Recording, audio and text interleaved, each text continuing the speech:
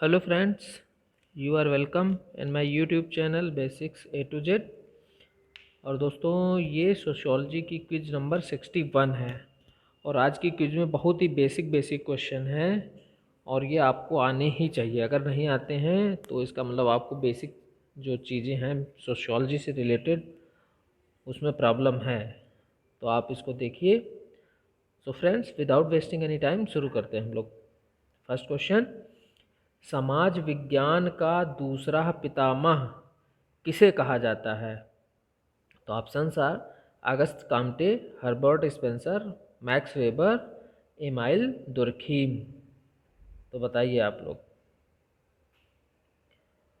तो इसका आंसर है B, Herbert Spencer. B option है। नेक्स्ट क्वेश्चन देखिए।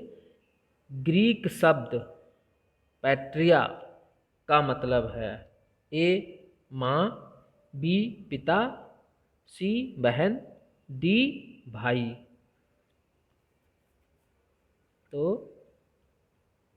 इसका सही आंसर है बी पिता।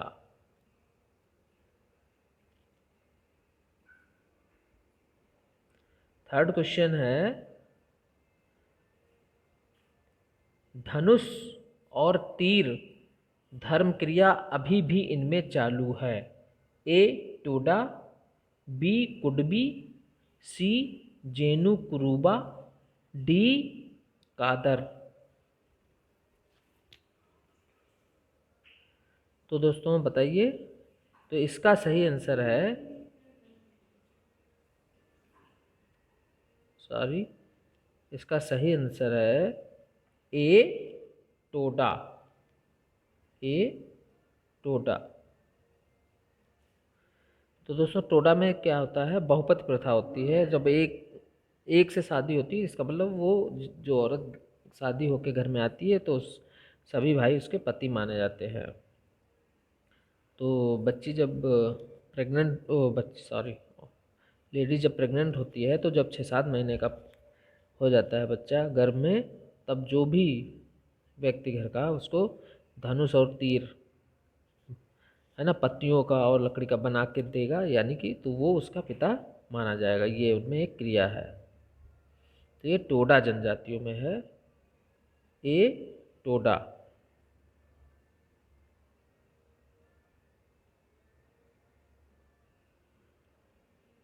नेक्स्ट क्वेश्चन देखते हैं।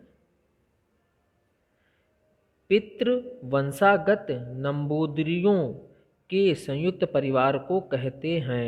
ए इलम, बी तारवाड़, सी मोएटी, डी कुरीना। ये पितृ वंशागत है नंबूदरी। मातृ वंशागत नायर थे। तो इसका आंसर है ए इलम। ए ए है इसका आंसर, इलम। नेक्स्ट क्वेश्चन है, मुसलमानों में शरिया में होता है।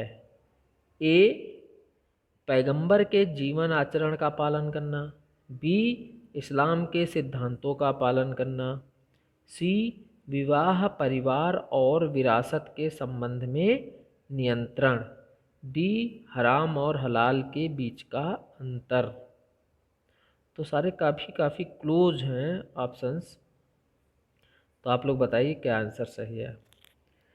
तो मेरे रिसोर्सेज जहाँ से मैंने क्वेश्चन लिया उसके हिसाब से इसका आंसर है सी, विवाह परिवार और विरासत के संबंध में नियंत्रण। इसका आंसर सी है। नेक्स्ट क्वेश्चन है छठा, जाति शब्द कौन सी भाषा से आया है? ए ग्रीक, बी लैटिन, सी स्पेनिश, डी पुर्तगाली। तो बताइए दोस्तों, जाति जो है वाकई में जो जाति है हिंदी में वो कास्ट इंग्लिश के वर्ड से बना है। लेकिन जो एक कास्ट शब्द आया है वो पुर्तगाली कास्टा, CAST, ये कास्टा शब्द से आया है। तो ये जाति शब्द कौन सी भाषा से आया है? डी। इसका आंसर होगा डी।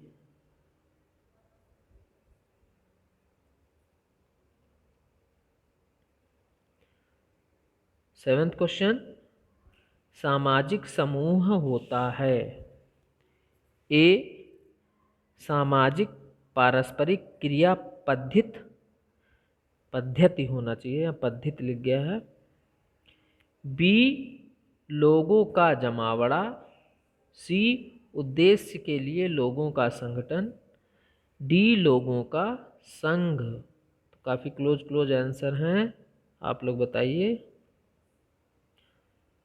तो इसका आंसर है सी उद्देश्य के लिए लोगों का संगठन।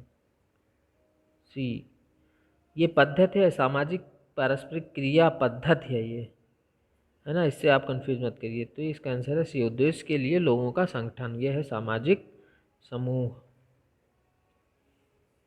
8वां क्वेश्चन है, संस्कृति के 2 महत्वपूर्ण गुण होते हैं और वह है क्या? ए अध्ययन करना और भूल जाना।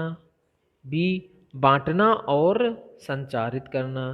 सी प्रसारित करना और बांटना। डी अध्ययन करना और बांटना। तो देखिए आप लोग, जो इस तरीके से ऑप्शन इसके हैं, तो उससे तो यही लगता है कि अध्ययन करना भूल जाना तो होगा नहीं, बांटना और संचारित करना एक ही चीज़ है, प्रसारित करना और बांटना एक ही चीज़ होना। इसका आंसर होना चाहिए डी अध्ययन करना और बांटना। डी। सारे ये क्वेश्चंस जो हैं दोस्तों, ये दिल्ली पीजीटी में आए हुए हैं, दिल्ली स्टेट में, वहीं से सारे लिए गए हैं। काफ़ी बेसिक क्वेश्चन है, लेकिन कंफ्यूजिंग है, तो आप लोग इनको जरूर कर लीजिए। नेक्स्ट क्वेश्चन है, भारत विद्या का मतलब है? इंडोलॉजी, है ना,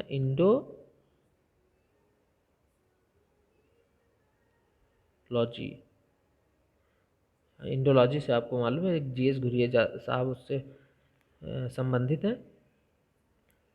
तो इंडोलॉजी या भारत विद्या का मतलब है ए भारत के बारे में विस्तृत वर्णन। बी पुरातत्व की शाखा। सी भारत और उसकी संस्कृति का अध्ययन। डी भारतीय इतिहास का अध्ययन।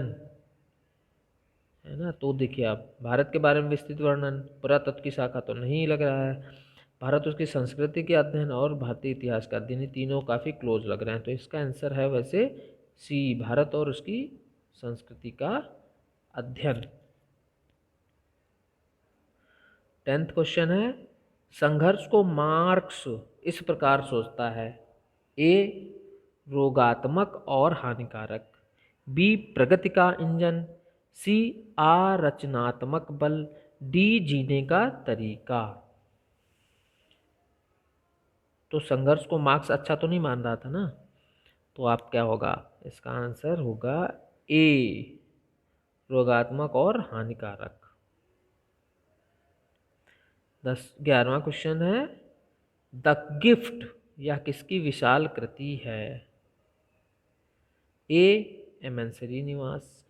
B Marx. C Frazer. D Malinowski.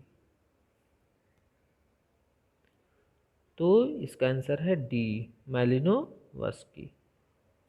Malinowski की ये बुक है द गिफ्ट। 12वां क्वेश्चन, दुर्खीम की सामाजिक पद्धति इसके अनुभव पर स्थित है, आधारित है? किसके अनुभव पर आधारित है या स्थित है? ए जीवशास्त्र। बी भौतिक विज्ञान। सी खगोल विज्ञान। डी इतिहास।